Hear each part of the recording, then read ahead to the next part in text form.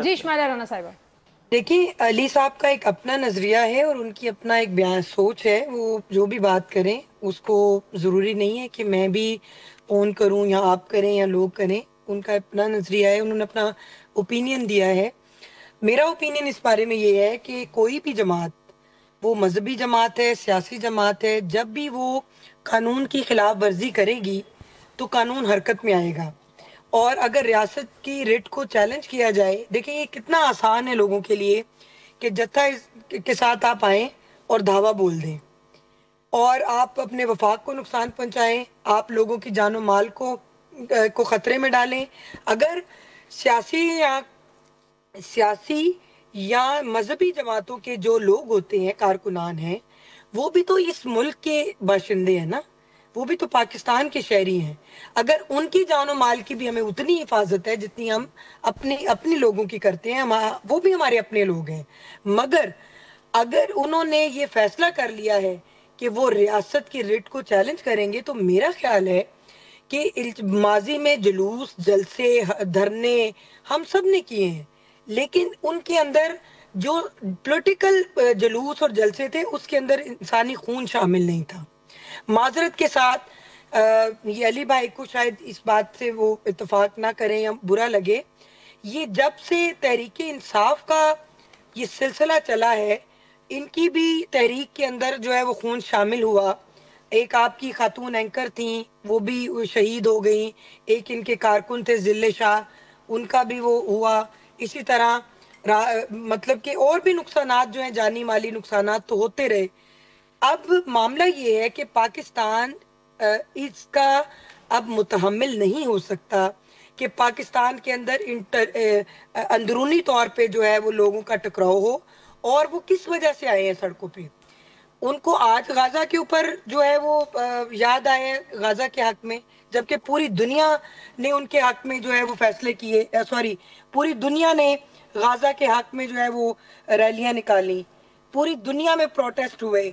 ये अब जब उनका मामला जो है वो हल होने की तरफ है, तो इनको अब ये प्रोटेस्ट याद आ गया। लेकिन अब आप मकसद क्या है? ये जो फैसला है इस पे हुकूमत अमल दरामद मुकम्मल तौर पे करा पाएगी? क्योंकि जाहिर है माजी में जैसे अली साहब ने 70 की दिहाई की बात की है, तो जब किसी जमात पे पाबंदी लगी तो नए नाम से आ गए, तो नए नाम से आके उनका नजरिया तो नहीं तब्दील होता ना, वो तो वही रहता है, या उनका तर्जे देखिए, इनके सियासत ऊपर तो जो नहीं तब्दील पाबंदी होता। लगी है वो दहशत गर्दी एक्ट 1997 के मद्देनजर पंजाब हुकूमत की सिफारिश पे हुई है और वफाकी काबीना ने उसकी मंजूरी दी है। आखिर उन्होंने विदाउट एनी रीजन या किसी ऐसी, ये कोई छोटी बात नहीं होती किसी को कालादम करार देना, किसी भी तहरीक को।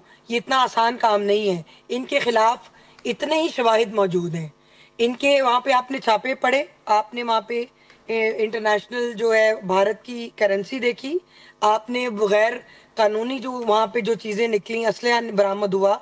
आप एक और बात बताएं, मेरी आज किसी पुलिस ऑफिसर से बात हो रही थी, उसने मुझे बताया कि ये जो कैंचे जो होते हैं, ये पत्थर, छोटे छोटे पत्थर लेकर अपनी जेबों में भरकर, लोहे की मेखें जो हैं उसमें में लोहे जो डंडे हैं उन पे उन्होंने मेखें जोड़ी हुई थी। मैं आपको यहाँ पे बताना चाहती हूँ कि मरियम नवाज शरीफ ने 100 से जायद जो है वो बेगुनाह पेशियां भुगती थी अपने वालिद के साथ।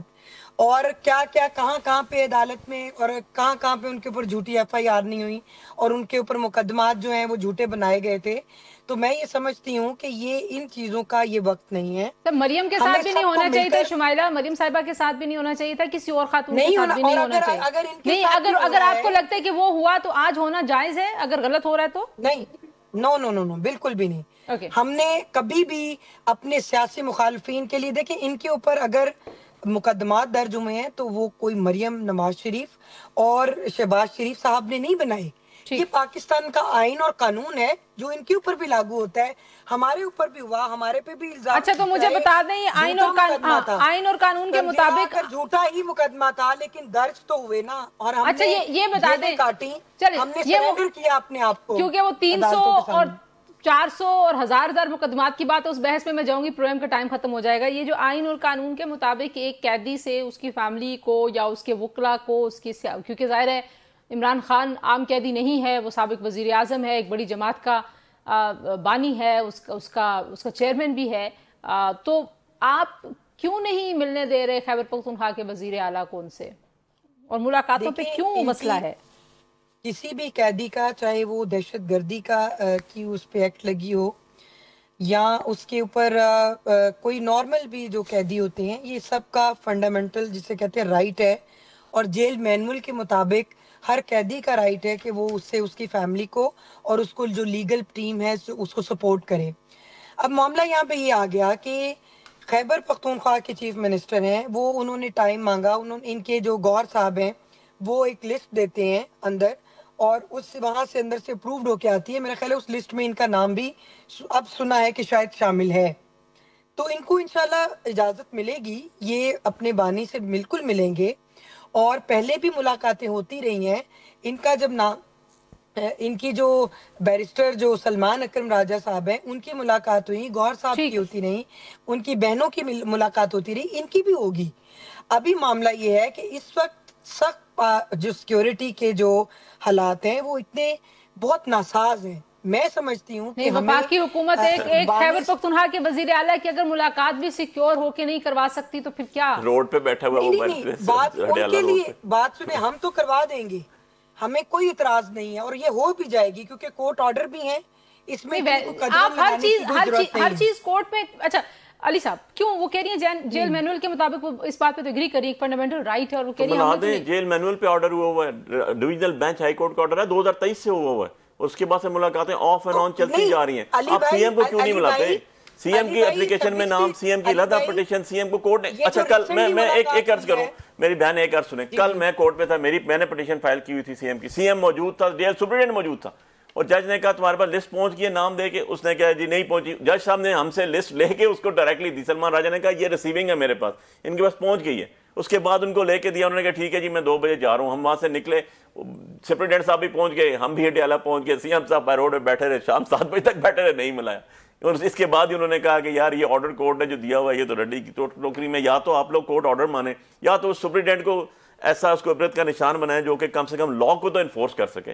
वो मतलब सुप्रीडेंट अगर, और अच्छा मजे की बात, single bench Islamabad high court का ऑर्डर भी नहीं है, 3 रुकनी बेंच जो इन्होंने जस्टिस लाहौर से ला के इंपोर्ट किए हुए हैं उनको ऑर्डर हुआ वो जो 26वीं अमेंडमेंट के बाद है, उनको ऑर्डर भी नहीं मानो। कोर्ट ऑर्डर मतलब इसको क्या कहें अब हम? अच्छा शुमाइला साहब, आपको नहीं लगता कि ये जो भी कर रहा है, मैं ये नहीं कह रही कि आप कर रही हैं या मरीम साहिबा कर रही हैं, पंजाब हुकूमत की इमा पे हो रहा है, जैसे ये कह रहे हैं कि शायद जेल सुप्रिटेंडेंट ही कर रहा होगा अपने तौर पर, लेकिन आपको नहीं लगता कि इसका नुकसान हो रहा है हुकूमत को, हुकूमत की साख को, कानून पे अमलदारी के पूरे प्रोसेस को? देखें, कानून मैं वही कह रही हूँ कि हमने हमेशा कानून के सामने अपना सर जो है झुकाया है, हमने सरेंडर किया है पाकिस्तान के लॉ एंड कॉन्स्टिट्यूशन और कानून के आगे।